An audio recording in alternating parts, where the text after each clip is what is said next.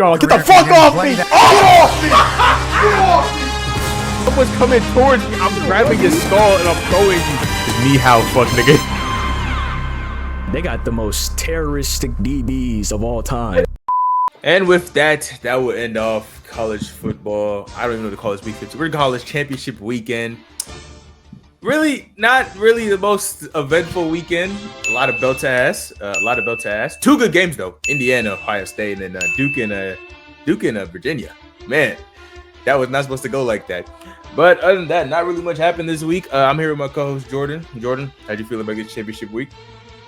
Hey, you know, I got the chaos I wanted. I'm satisfied with what we ended up with. Chaos indeed, because I don't even know what the fuck the playoff picture looks like anymore, man. Anyway, without wasting further ado, no more damn time, Jordan, go ahead and take it away for us, man. First game of the slate for championship weekend. Starting off championship weekend, let's go to the American Conference. The American Conference is going to host a very unlikely playoff team, the University of North Texas, man. The Cinderella story with the walk-on quarterback starting, man. It would have been beautiful for them to get the privilege to get their shit kicked in by a real team. Unfortunately, they didn't get that far because they got their shit kicked in by a mid-team. Tulane, you know, they won on this day. Drew Mestmaker is human. I didn't know he was. We found out that he is very much a human being. And he was prone to a lot of mistakes in this game. He made a lot of mistakes. This game was a highly anticipated game. Very important game. And I will say, it was ruined by ref ball, man. The referees, you know, they really did get involved. And just so it doesn't sound like I'm, you know, complaining here, let me just say this. The refs turned the game that was 17-7 to 31-7 real fucking fast. A lot of like that little section where those 14 points were scored, a lot went wrong. A lot shouldn't have happened. But North Texas, you know, a good season. Congratulations to North Texas because, hey, man, y'all the best season in school's history. You're going back to being mid. No. You're going back to being mid. Eric Morris is leaving. Everyone else is too. Like, Drew's leaving. Caleb Hawkins is leaving. Shit, the team's leaving. So North Texas is going to go back to where they belong. That is in the mid-tier of the American Conference. Tulane, congratulations. Despite everything I said, they did deserve to win. It was a good game from them. Tulane is, like, they've really had one of the steadiest come-ups of, you know, most of these teams around this area, like the Boise States and all that in G5, where they're trying to compete with the big boys. Tulane has been consistently trying to get up there, so I'm not surprised at all if they got this spot.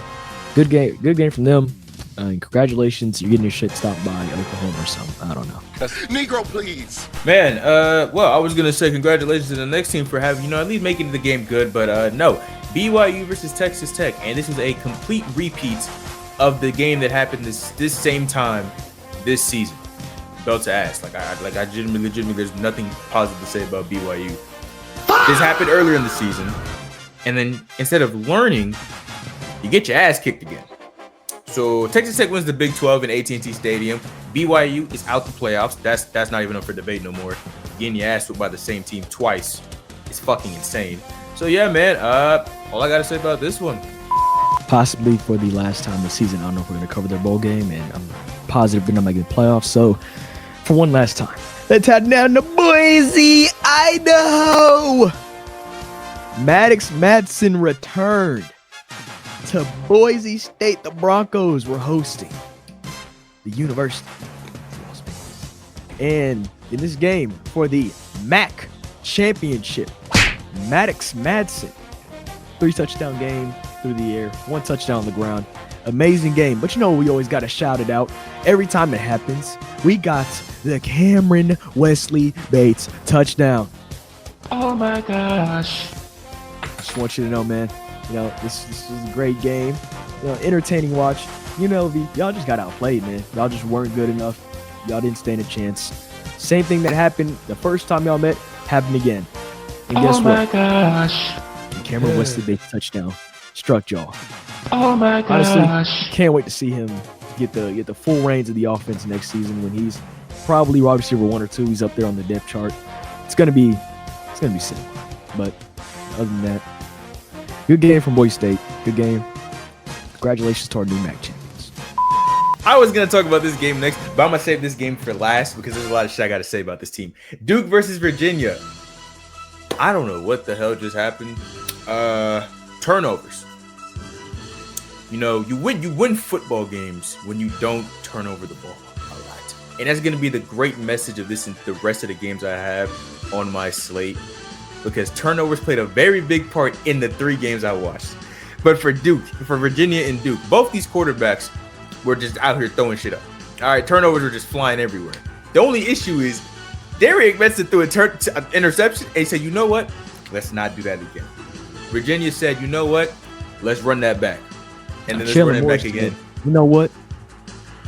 I'm going to double it. Double it, bro. Double it and give it to the next person. Another one. And then another one. Oh my God, man. You can't make this shit up, bro. Anyway, Duke gets to win over Virginia. With this now, the ACC is probably looking like they might be cooked.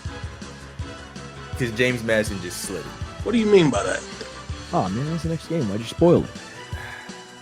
Come on, dude. Spoiler warnings. My fault. Well, since this guy wanted to spoil it, I guess I'll just talk about it next. James Madison versus Troy. All right, now the story of this game was James Madison running back Wayne Knight. I don't know how this nigga flew on the radar. Maybe he didn't. Maybe he's well known. Wayne Knight is a tough-ass name. And you know what? It fits a tough-ass nigga who ran for over 200 yards on this day and got a touchdown. I'm telling you, it was just they beat them old school style. They just whooped that ass. Troy's defense put up a fight, but it couldn't last long enough.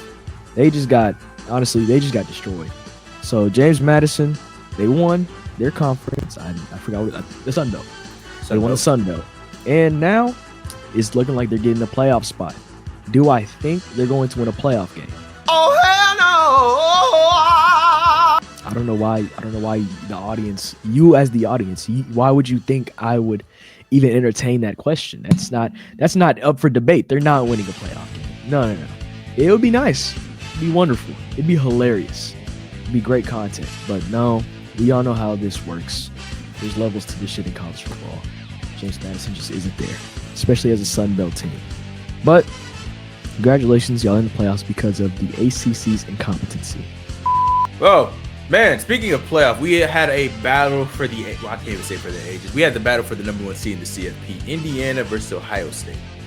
I'm going to say this now. Diego Pavia, congratulations on winning the Heisman, because I'm not going to hold you. Where'd that come from? Bro, as much as I would love to sit here and be like, damn, they was hooping, bro. The defense was hooping. But both teams, turnovers, Julian Saying, interception, Fernando Mendoza, interception. I guess that's enough for everybody in the Heisman voting ceremony to just say, fuck both y'all niggas, we gonna give it to Diego, because his Heisman stock shot through the roof after this game for some reason. I will say, you know, the commentators on Fox, you know, hey, I know y'all were trying y'all best. When that nigga Fernando Mendoza threw that last pass in the fourth, they all like, this is his Heisman moment. No, the hell it wasn't. No, the hell it wasn't. I don't think y'all know what a Heisman moment is. I'm not gonna remember this catch a year from now. I'm gonna forget it tomorrow. I'm gonna forget that throw tomorrow. I don't know why y'all thought that. Here comes his Heisman moment. Cut that shit out. Turn that off. No, don't say that ever. Yeah, man, because with that, bro, both defenses came out to play lights out. This was a very defensive heavy game. Both QBs actually struggled, but in the end, it came down to some big plays that Fernando was able to make. Julian Saying and the offense, for some reason, just couldn't convert in the red zone. They just absolutely could not score in the red zone. I don't know what they had going on. I don't know if there was miscommunication issues, but at the end of the day, that costed them the game. And Indiana wins their first Big Ten championship since 1987, 1985. Like, you wasn't alive. Man, we were these shit. Well, my parents are barely alive for that one. Anyway, bruh, Indiana gets the number 1 seed in the CFP. No clue where Ohio State's gonna drop now with everything going on. But hey, who knows? Who really cares? It's the word of college football. And with that, we're gonna go on to the last game. The last game that I've really been wanting to talk about because it irritates me to my soul. So before I say anything, Kalen DeBoer, Kane Womack, and the defense, y'all can chill out and sit over there, because I'm not blaming y'all for the bullshit that happened. Everybody on the offense, from top to bottom. What the fuck? Don't get me wrong. Wait. Before you start. Put the circus music. No cap. I understand. You know, yeah. We're missing our 2 starting running backs and our glorious Mexican tight end, Josh Cuevas. That does not explain the bullshit I saw today. How the hell did we come into this game thinking that, you know what, we're not going to use the same game plan we used to beat Georgia in Athens in September.